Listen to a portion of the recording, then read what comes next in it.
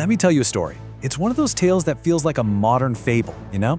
It's about a man who gets everything he ever thought he wanted, only to find out he's lost everything that ever actually mattered. It's a really powerful look at time, struggle, and what it really means to be alive. And this quote, this is the heart of it all. This one sentence just perfectly sums up the tragedy of our main character. I mean, think about it.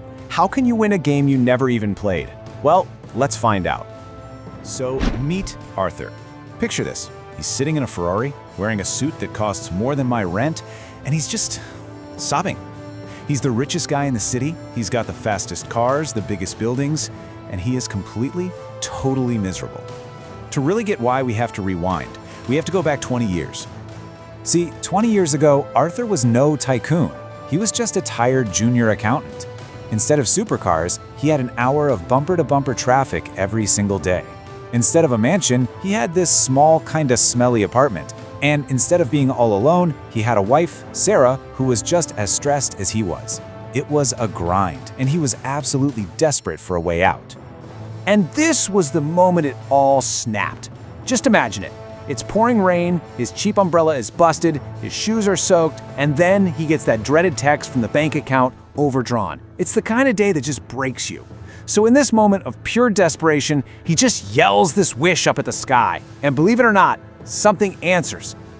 And just like that, appearing out of nowhere on a street he's walked 1,000 times, is this dusty little shop, the Timekeeper. This was the solution he was literally screaming for, but it was about to come at a price he couldn't even begin to imagine.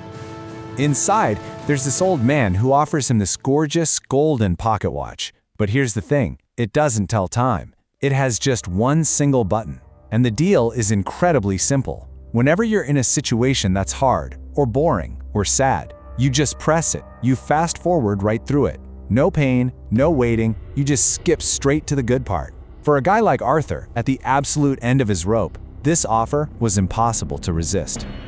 But with this amazing offer comes a pretty chilling warning.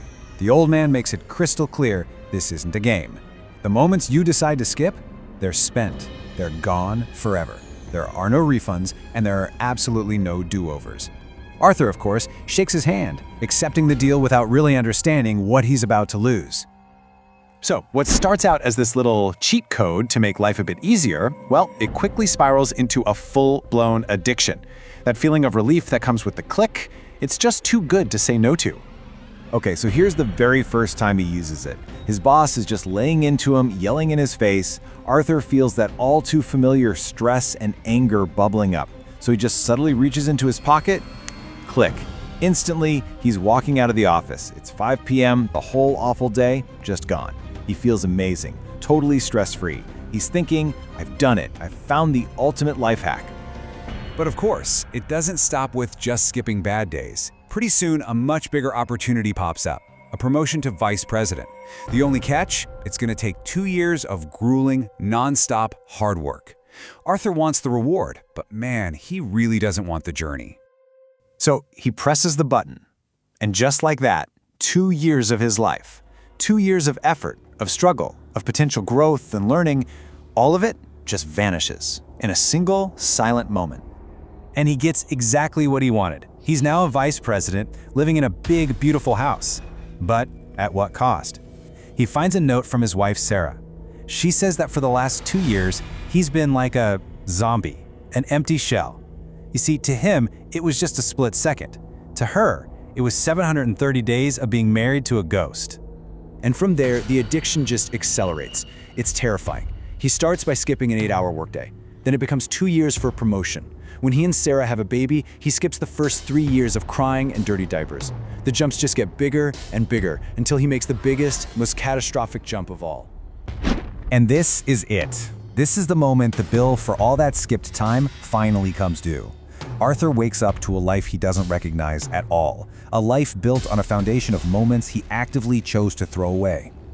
15 years. He skipped 15 years of his child growing up just to avoid the messy, difficult parts of being a dad. He looks in the mirror and sees a total stranger staring back at him, with gray hair and deep wrinkles. An entire life has just passed him by in what felt like the blink of an eye. And then comes the absolute hammer blow. He sees a teenage boy in his house, It's his son, who looks at him with nothing but contempt. When Arthur asks where Sarah is, his son just coldly tells him she died 3 years ago.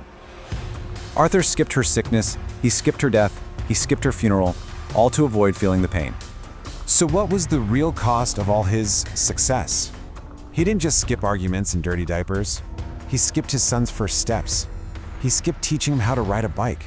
He skipped being there for his wife when she needed him most. He skipped the chance to hold her hand and say goodbye. He skipped the kind of love that is only forged in hardship. But you know what? The story doesn't end in that moment of despair. In his absolute lowest moment of regret, Arthur gets something that almost nobody ever gets: a second chance. He runs back to that little shop and he's just begging the old man, pleading for the very things he once wished away. He finally gets it. The boring traffic, the arguments, the crying baby, that was his life. That was the good stuff. And in a flash, it's all undone. He's standing on that same rainy street corner, young again. The watch is gone, the shop is gone, his bank account is still overdrawn. Was it a dream, a vision? Who knows? It doesn't even matter. He has his life back.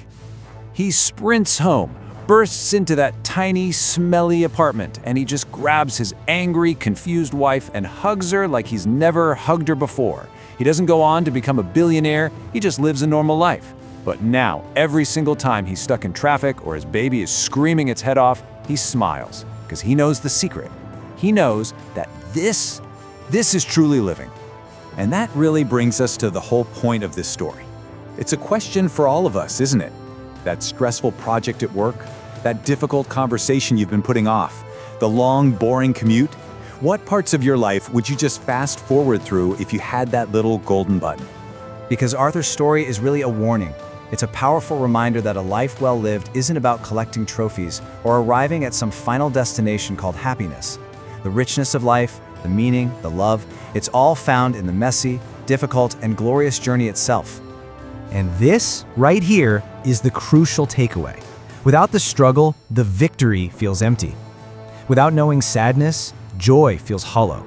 The hard times, they aren't bugs in the system, they're features. They're what give our lives texture and depth. They're what make the good times in our entire lives actually feel real.